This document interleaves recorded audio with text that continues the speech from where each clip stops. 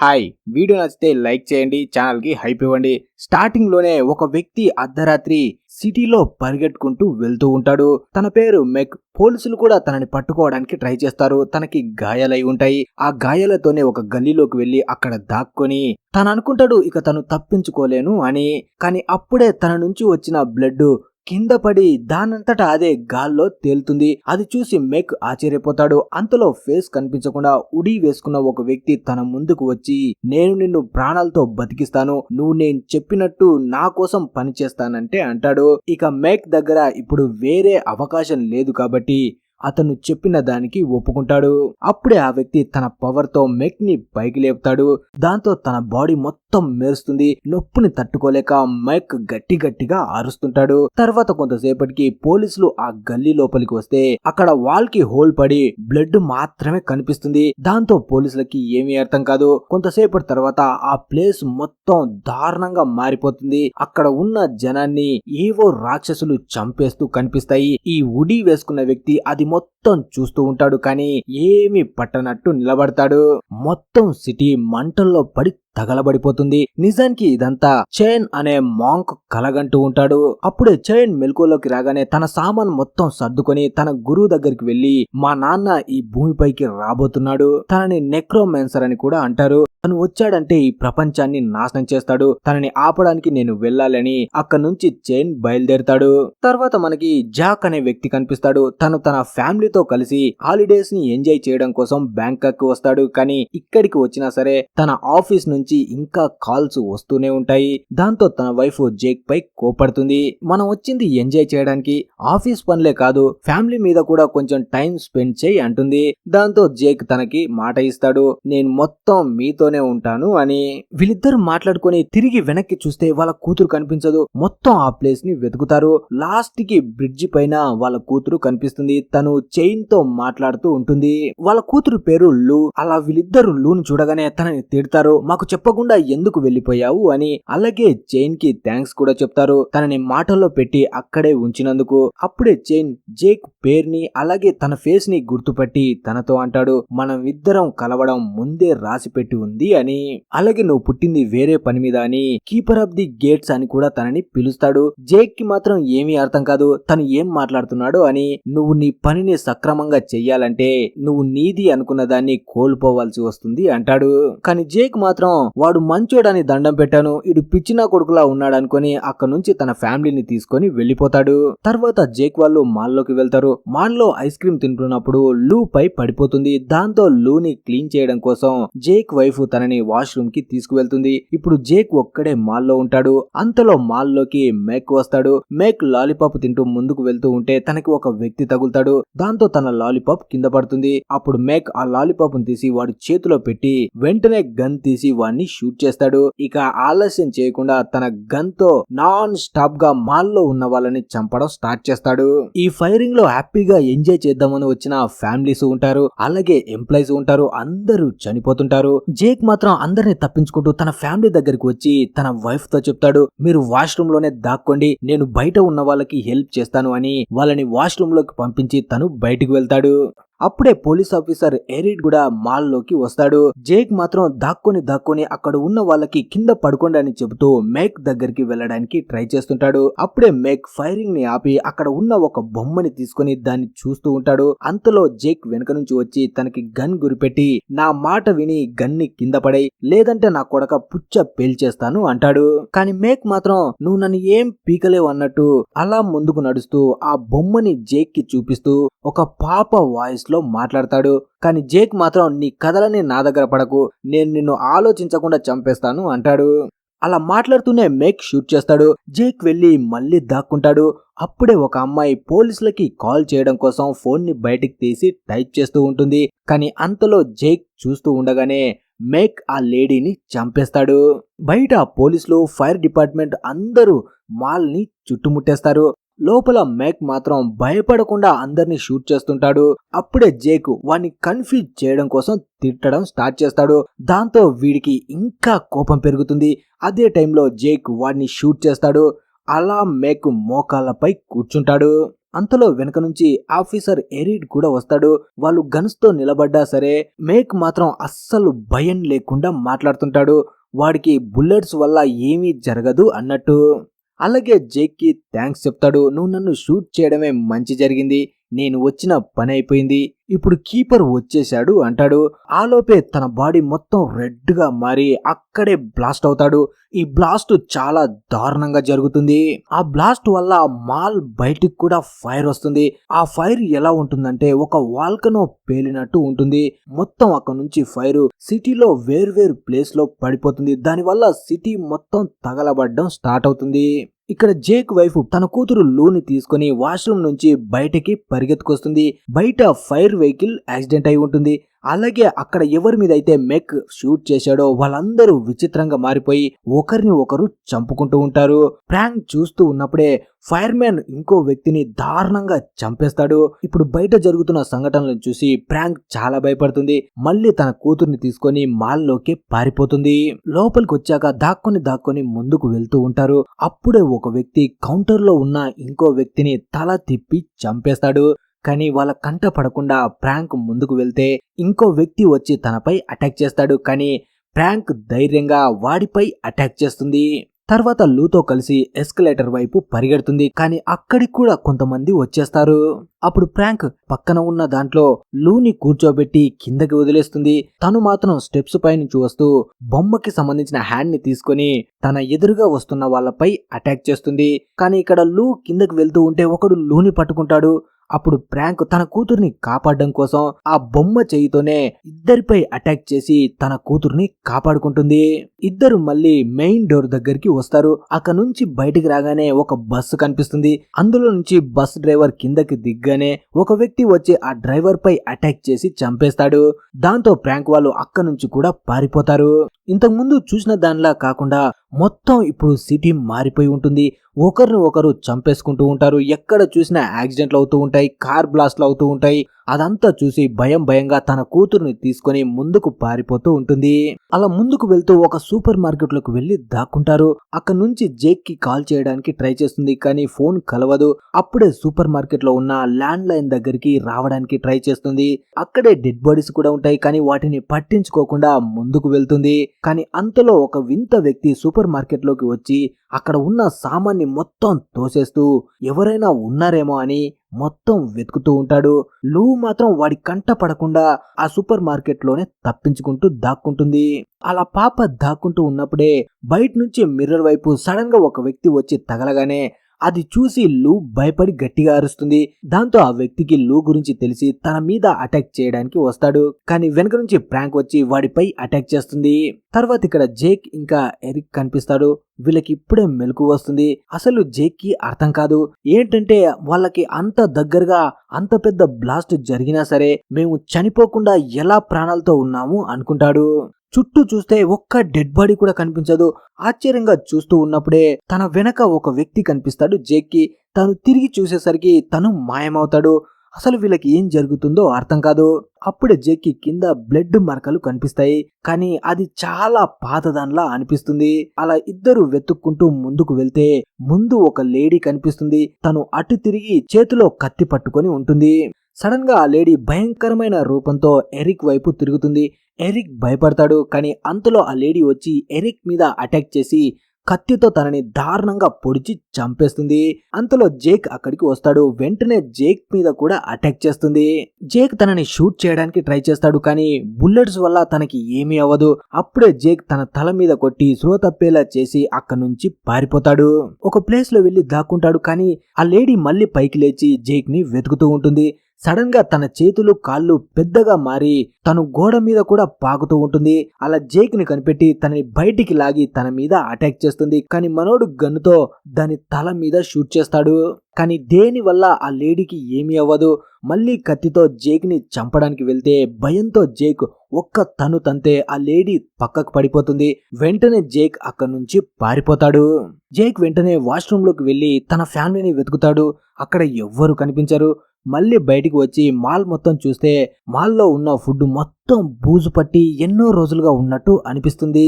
కానీ అంతలో మళ్ళీ ఆ లేడీ వచ్చి జేక్ పై అటాక్ చేస్తుంది. అప్పుడే జేక్ అక్కడ ఉన్న చైర్ ని తీసుకొని దాని తల మీద పెడేల్మని ఒకటిచ్చి అక్కడి నుంచి పారిపోతాడు. కానీ మళ్ళీ ఆ లేడీ తన దారికి అడ్డుగా వచ్చి నిలబడుతుంది. అప్పుడే జేక్ తెలివిగా ఆలోచించి అక్కడ ఉన్న తాళ్ళు మొత్తం పట్టుకొని తనని ఒక ప్లేస్ లో కట్టేసి చాలా సార్లు తన మీద అటాక్ చేస్తాడు. కానీ ఎంత అటాక్ చేసినా చెవిటోడు ముందు శంఖం ఊదినట్టు తనకి ఏమీ అవ్వదు.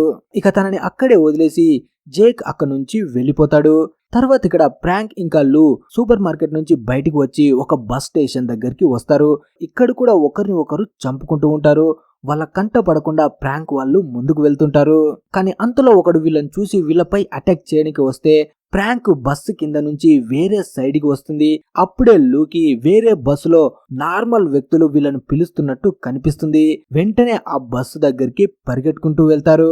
లోపలికి రాగానే లోపల ఉన్న బస్ డ్రైవర్ బస్ ని ఇక నుంచి తీసుకొని మనం వెళ్ళిపోవచ్చు, కాకపోతే దీని కీస్ బయటనే పడిపోయాయి, బస్సులో ఉన్న ఎవ్వరు కూడా బయటికి వెళ్ళడానికి ధైర్యం చేయట్లేదు అంటాడు.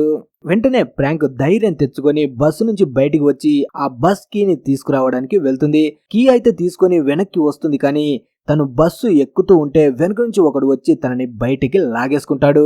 లూ వాళ్ళమ్మ చేయి పట్టుకొని చాలా ఏడుస్తూ ఉంటుంది. కానీ వాడు ప్రాంక్ ని బలవంతంగా బయటికి లాక్కు వెళ్తాడు. అంతలో బస్సులో ఉన్న ప్యాసింజర్ ధైర్యం తెచ్చుకొని బయటికి వెళ్లి ఆ వ్యక్తిపై అటాక్ చేసి ప్రాంక్ ని కాపాడి మళ్ళీ బస్సులోకి తీసుకువస్తాడు. ప్రాంక్ బస్ కీని ఆ డ్రైవర్ కి ఇవ్వగానే డ్రైవర్ అక్కడి నుంచి బస్సు ని తీసుకువెళ్తాడు. కానీ ప్రాంక్ ని కాపాడడానికి కిందకి వచ్చిన వ్యక్తిని మాత్రం అక్కడ ఉన్న వాళ్ళు పట్టుకొని చంపేస్తారు. కొంత దూరం బస్సు వచ్చిన తర్వాత ముందుకు వెళ్ళలేకపోతుంది. ఎందుకంటే దారి మొత్తం కార్లతో నిండిపోయి ఉంటుంది. ఇక చేసేదేం లేక ప్రాంక్ లూని తీసుకొని మళ్ళీ బస్సులోంచి దిగి ముందుకు నడవడం స్టార్ట్ చేస్తుంది. కొంతసేపటి తర్వాత వాళ్ళు ఉన్న హోటల్ రూమ్ కి వస్తారు. హోటల్ రూమ్ లో కూడా అందరూ విచిత్రంగా మారిపోయి ఉంటారు. అప్పుడే ఒక వ్యక్తి ఒక లేడీపై అటాక్ చేసి వీళ్ళ వైపు వస్తూ ఉంటాడు. అప్పుడే అక్కడ ఉన్న ట్రాలీతో ప్రాంక్ వాడిపై అటాక్ చేస్తూ అక్కడ నుంచి వాళ్ళు ఉన్న రూమ్ వరకు వచ్చేస్తారు. కానీ అంతలో ఇంకో వ్యక్తి వీళ్ళ మీద అటాక్ చేయడానికి వస్తాడు. అప్పుడే ప్రాంక్ అక్కడ ఉన్న బాటిల్ తో వాడి తల పగలగొట్టి వాళ్ళ రూమ్ లోకి వెళ్తారు. ఇప్పుడే ప్రశాంతంగా గాలి పీల్చుకుంటారు. అలా వెంటనే విండో వైపు చూస్తే విండో బయట సిటీ మొత్తం తగలబడిపోతూ కనిపిస్తుంది. ఆ దృశ్యాలు చూడ్డానికి చాలా భయంకరంగా ఉంటాయి. వెంటనే ప్రాంక్ వెళ్లి అక్కడ ఉన్న ల్యాండ్ లైన్ ని ట్రై చేస్తుంది. కానీ అది కూడా వర్క్ చేయదు. ఇక్కడ మాల్లో ఉన్న జేక్ ఆ లేడీ నుంచి తప్పించుకొని ముందుకు వెళ్తూ ఉంటే తన చుట్టూ ఉన్న మొత్తం టీవీ స్క్రీన్స్ పగిలిపోయి కనిపిస్తాయి. అలా చూస్తూ ముందుకు వెళ్తూ ఉంటే సడన్ గా మళ్ళీ అదే లేడీ తన పక్కన కనిపిస్తుంది. తను విచిత్రంగా బిహేవ్ చేస్తూ ముందుకు నడుస్తూ ఒక బ్లడ్ పోర్టల్లోకి వెళ్ళిపోతుంది. తను కూడా ఆ లేడీ వెనకే ఆ పోర్టల్లోకి వస్తాడు. ఆ పోర్టల్ ద్వారా తను డైరెక్ట్ గా బస్ స్టేషన్ దగ్గరికి వచ్చి ఉంటాడు. బస్ స్టేషన్ దగ్గర కూడా ఎక్కడ చూసినా శవాలే ఉంటాయి. తనకి ఏమీ అర్థం కాదు. అలా తను వెనక్కి తిరిగి చూస్తే పైన ఒక విచిత్రమైన క్రీచర్ తనని చూస్తూ కదులుతూ ఉంటుంది. అది వెంటనే జేక్ ని చూడగానే తన మీద అటాక్ చేయడానికి జంప్ చేస్తుంది. మనోడు అక్కడి నుంచి పారిపోతుంటాడు. కానీ ఆ క్రీచర్ చాలా శక్తివంతమైంది. అది అడుగు పెట్టిన దగ్గర బస్సే నాశనం అయిపోతూ ఉంటుంది. జేక్ మాత్రం దాని నుంచి తప్పించుకొని ముందుకు పరిగెడతాడు. ఆ క్రీచర్ ఎదురుగా వస్తున్న అన్నిటినీ నాశనం చేస్తూ జేక్ ని వెతుక్కుంటూ ముందుకు వస్తుంది. ఎంత ట్రై చేసినా ఆ క్రీచర్ మనోడ్ని వదిలిపెట్టదు. అప్పుడే తన ముందు ఉన్న ఒక డోర్ ఓపెన్ అవుతుంది. లోపల నుంచి చైన్ జేక్ ని లోపలికి లాక్కొని తనతో అంటాడు, నువ్వున్న ఈ ప్లేస్ వేరే డైమెన్షన్. ఇది స్వర్గానికి నరకానికి మధ్యలో ఉంటుంది. ఈ ప్లేస్ లో దారి తప్పిన ఆత్మలు తిరుగుతూ ఉంటాయి. నువ్వు ఒక గేట్ కీపర్వి. నువ్వు ఎప్పుడైతే మెక్ ని నీ చేతులతో చంపావో అప్పుడే నువ్వు ఒక పనిని పూర్తి చేశావు. ఈ సంఘటన అన్నిటి వెనక మా నాన్న నెక్రోమెన్సర్ హస్తం ఉంది. తనే మెక్ కి పవర్స్ ఇచ్చి అలా తయారు చేశాడు. నువ్వు గేట్ కీపర్ కాబట్టి ఎప్పుడైతే నువ్వు మెక్ మీద అటాక్ చేసి చంపేశావో అప్పుడు నరకం ద్వారాలు తెరుచుకున్నాయి. ఆత్మలు మొత్తం బయటికి వచ్చి మనుషుల్ని కంట్రోల్ చేస్తూ ఎదుటి వాళ్ళపై అటాక్ చేయడం మొదలు పెట్టాయి. అసలు ఏం మాట్లాడుతున్నాడో జేకి అర్థం కాదు. అప్పుడే చైన్, ఏదో విధంగా నువ్వైతే గేట్ ని ఓపెన్ చేశావు, ఇప్పుడు దాన్ని క్లోజ్ చేసే పవర్ కూడా నీతోనే ఉంది అంటాడు. అప్పుడు జేక్, మీరేం మాట్లాడుతున్నారు? గేట్ అంటున్నారు, ఇంకో డైమెన్షన్ అంటారు, స్వర్గం అంటారు, నరకం అంటారు, ఇదేదో పిచ్చి పట్టినట్టు మాట్లాడుతున్నట్టుంది అంటాడు. చైన్ ఏం మాట్లాడుతున్నా జేకి ఏమీ ఫరక్ పడదు. తన ఫ్యామిలీ గురించే ఆలోచిస్తూ ఉంటాడు. అప్పుడే చైన్, చూడు, నువ్వు ఇప్పుడు ముందుగా గేట్ ని క్లోజ్ చేయాలి. అప్పుడే నీ ఫ్యామిలీనైనా ఈ ప్రపంచాన్నైనా కాపాడగలవు అంటాడు.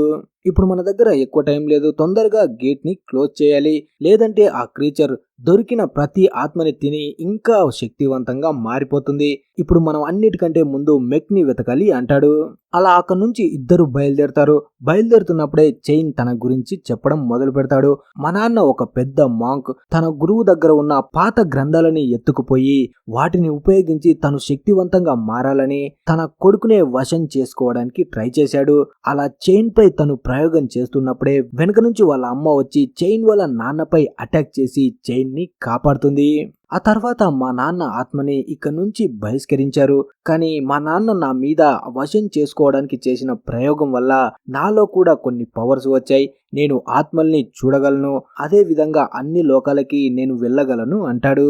వీళ్ళు మాట్లాడుకుంటూ వెళ్తున్నప్పుడే సడన్ గా ఒక బిల్డింగ్ పైన ఒక డీమన్ ఒక లేడీని బంధించి కనిపిస్తుంది. వెంటనే జేక్ తనకి హెల్ప్ చేయాలనుకుంటాడు. కానీ చైన్ తనని ఆపి మనకు వేరే పని ఉంది, మనం వెళ్ళిపోవాలి అంటాడు. అయినా సరే జేక్ అక్కడి నుంచి ఆ లేడీని కాపాడడానికి పైకి వెళ్తాడు. వెళ్తూ వెళ్తూ ఒక రాడ్ ని చేతిలో పట్టుకుంటాడు. కానీ పైన చాలా డీమన్స్ ఉంటాయి. అవన్నీ ఒకేసారి అటాక్ చేయడానికి వస్తే మనోడు వాటిపై అటాక్ చేస్తాడు. అలా అన్ని డిమాండ్స్ ని కొట్టి ఆ లేడీని కాపాడతాడు. నిజానికి ఆ లేడీని తను ఇంతకు ముందు మాల్లో చూసి ఉంటాడు. తన కళ్ళ ముందే తను చనిపోయి ఉంటుంది. అప్పుడే ఆ లేడీ ఏడవడం స్టార్ట్ చేస్తుంది. తన తప్పును తెలుసుకొని నేను నా భర్తని మోసం చేశాను అనుకుంటుంది. నిజానికి తను ఒక ఆత్మ అయి ఉంటుంది. తను తప్పు చేయడం వల్ల తన ఆత్మ ఇక్కడే మిగిలిపోతుంది. అంతలో ఆ పెద్ద క్రీచర్ ఇక్కడికి వచ్చి పక్కన ఉన్న బిల్డింగ్ ని మొత్తం నాశనం చేస్తుంది. దాంతో జేక్ ఆ లేడీ చేయి పట్టుకొని అక్కడి నుంచి పరిగెడతాడు. కానీ ఆ క్రీచర్ ఆ లేడీని పట్టుకొని తన కళ్ళ ముందే తినేస్తుంది.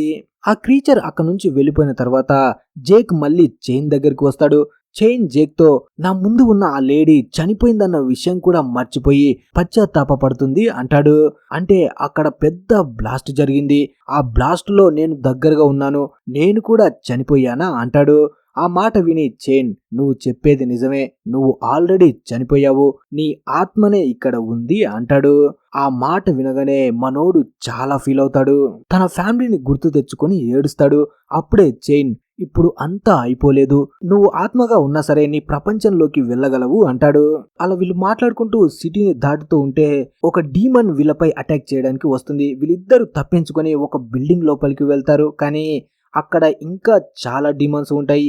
అవన్నీ వీళ్ళ మీద అటాక్ చేయడానికి వస్తే చైన్ తన మార్షల్ ఆర్ట్స్ టెక్నిక్ తో వాటిపై అటాక్ చేస్తాడు.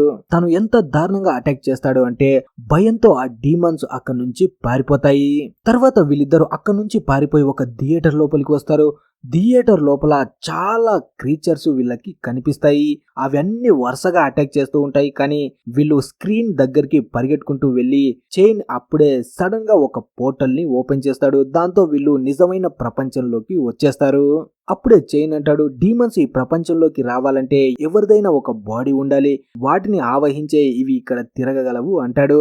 అప్పుడే జేక్ పక్కన ఉన్న మిర్రర్ లోకి చూస్తే తను ఎరిక్ బాడీలో కనిపిస్తాడు.